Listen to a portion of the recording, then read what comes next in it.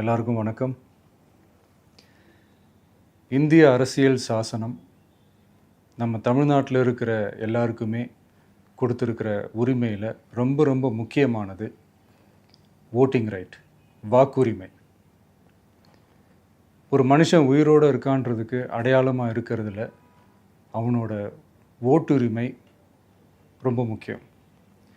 அதனால தான் voting is not only our right but also our life.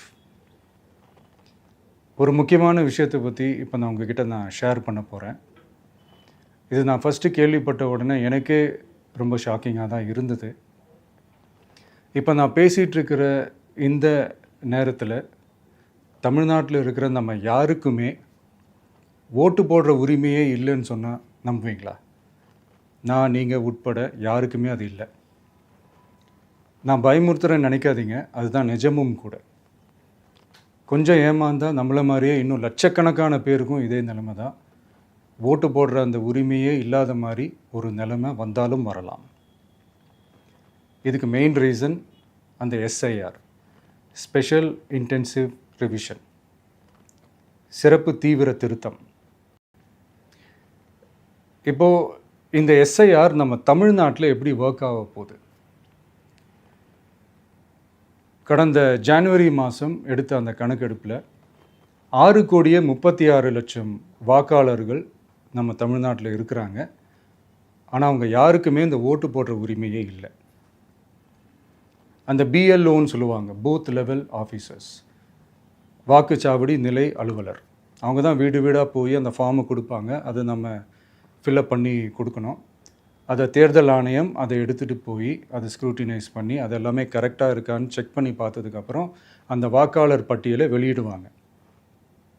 அந்த வாக்காளர் பட்டியலில் நம்ம பேர் இருக்கணும், அப்போ தான் நம்மளால் ஓட்டு போட முடியும். அந்த புது பட்டியல் வர்ற வரைக்கும் நம்ம வாக்காளர்களான்றது அது உறுதியே செய்ய முடியாது. இன்கேஸ் அந்த புது பட்டியலில் நம்ம பேர் இல்லைன்னா அது ஒரு தனி ப்ராசஸ், அது ஒரு தனி ஃபார்ம், அது ஒரு தனி கிளைம்ன்ற மாதிரி அது ஒரு வேறு வேலை. ஸோ இந்த மாதிரி நிறையா சிரமங்கள் குழப்பங்கள் இருக்கிறதுனால மக்களுக்கு இது மேலே ஒரு கன்ஃபியூஷன் ஒன்று இருக்குது. இது என்ன வெரிஃபிகேஷனா இல்லை ஒரு மறைமுக ரீரெஜிஸ்ட்ரேஷனா இல்லை இது ஒரு நியூ ரெஜிஸ்ட்ரேஷன் மாதிரியே தானா அப்படின்ற மாதிரி நிறைய கன்ஃபியூஷன் இருக்குது. அவங்க செய்ய வேண்டியதெல்லாம் ஒன்று தான். இந்த மாதிரி வீடு வீடாக போய் அந்த எனிமரேஷன் ஃபார்ம் நம்ம ஃபில்அப் பண்ணி கொடுக்கும்போது அதுக்கான அக்னாலேஜ்மெண்ட்டை அந்த பிஎல்ஓ அந்த ஆஃபீஸர்கிட்ட இருந்து நீங்கள் வாங்கிக்கணும். அது ரொம்ப ரொம்ப முக்கியம். இது நான் சொல்கிறது வாக்காளர் பட்டியலில் ஆல்ரெடி உங்கள் பேர் இருக்கிறவங்களுக்கு நான் சொல்கிறேன். இப்போ புது வாக்காளர்கள், ஃபஸ்ட் டைம் ஓட்டர்ஸ், அவங்களுக்கு ஃபார்ம் 6ன்னு ஒன்று இருக்குது.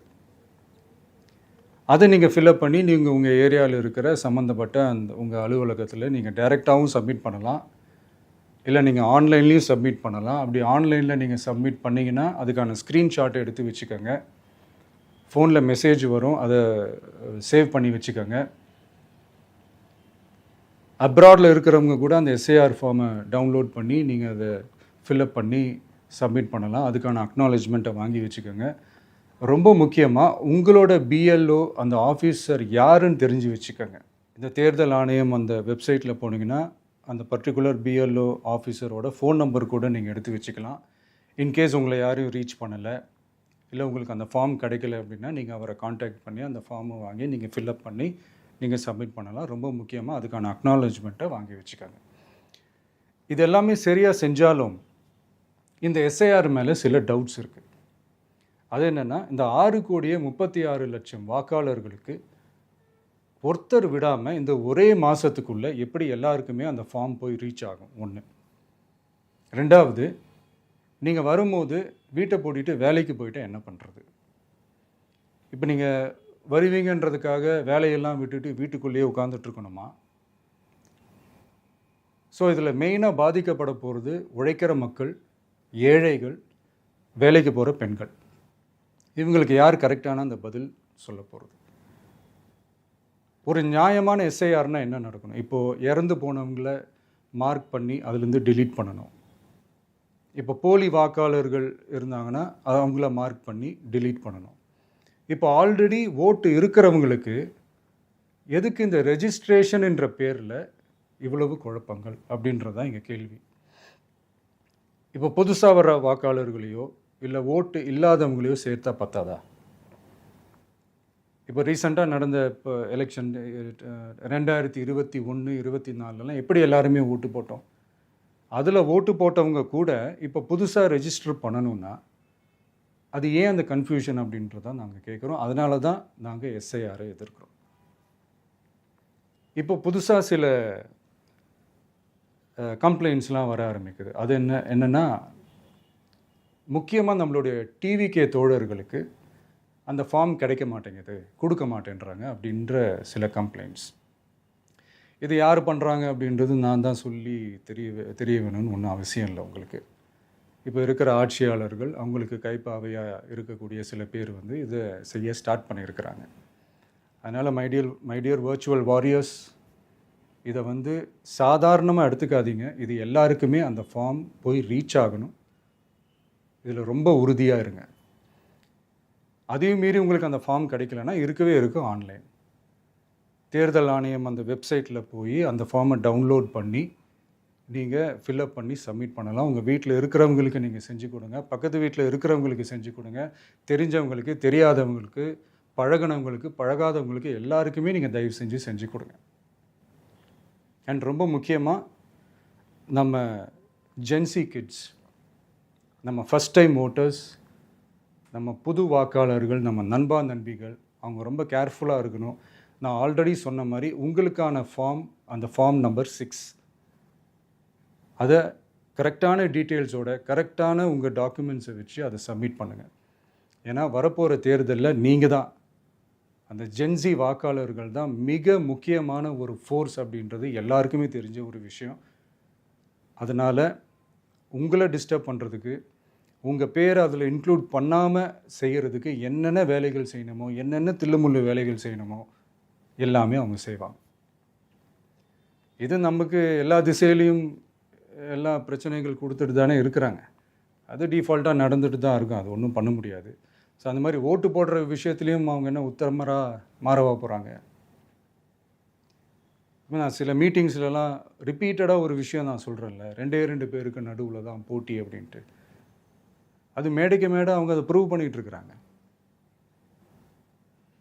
அதனால் தோழர்களே, வரப்போகிற தேர்தலில் நம்ம யாருன்னு காட்டணும், நம்ம பலம் என்னன்னு காட்டணும். அதுக்காக அந்த பலமான, அந்த பவர்ஃபுல்லான ஆயுதத்தை நம்ம கையில் எடுக்கணும். அந்த ஆயுதம் வேறு எதுவுமே இல்லை, ஓட்டு, வாக்கு, ஜனநாயகம். அது இருந்தால் தான் நம்ம அந்த வெற்றியை நோக்கியே நம்மளால் பயணிக்க முடியும். தமிழ்நாடே அந்த வாக்குச்சாவடி முன்னாடி திரண்டு நிற்கணும். அதை பார்த்துட்டு தமிழ்நாடே தமிழக வெற்றி கழகமா, இல்லை தமிழக வெற்றி கழகம் தான் தமிழ்நாடா அப்படின்ற மாதிரி இருக்கணும். வீடுன்னு ஒன்று இருந்தால் தான் ஓடு மாற்ற முடியும்னு அறிஞர் அண்ணா அவர்கள் சொல்லியிருக்கிறாங்க. அந்த மாதிரி ஓட்டுன்னு ஒன்று இருந்தால் தான் இந்த நாட்டையே காப்பாற்ற முடியும். அப்புறம் இன்னொரு முக்கியமான விஷயம், அந்த எனிமரேஷன் ஃபார்ம் நீங்கள் ஆன்லைனில் நீங்கள் ஃபில்அப் பண்ணும்போது அதில் ஒரு சில ப்ராப்ளம்ஸ் வர்றதுக்கு வாய்ப்பு இருக்குது. அது உங்களுடைய ஓட்டர் ஐடியில் இருக்கிற உங்கள் பேரும், ஆதார் கார்டில் இருக்கிற பேரும், அந்த ஸ்பெல்லிங், இனிஷியல்ஸ் எல்லாமே ஒரே மாதிரி இருந்தால் தான் அது அக்செப்ட் ஆகும். இல்லைன்னா அக்செப்ட் ஆகாது. அது கொஞ்சம் கேர்ஃபுல்லாக பண்ணுங்கள். அது கொஞ்சம் யூசர் ஃப்ரெண்ட்லியாக இருக்கலாமேன்னு கேட்டதுக்கு அதெல்லாம் முடியாது, அதுக்கெலாம் வாய்ப்பு இல்லை, அதுக்கெலாம் ஆளுங்க இல்லை, பண்ண முடியாதுன்னு ரிப்ளை பண்ணிட்டாங்க. ஸோ அதனால் மைடியர் டிவிகே தோழர்களே, மைடியர் ஜென்சி படை பலமே, உஷாராக இருங்க, கான்ஃபிடெண்ட்டாக இருங்க. நல்லதே நடக்கும். வெற்றி நிச்சயம். மீண்டும் சந்திக்கும் வரை நன்றி, வணக்கம்.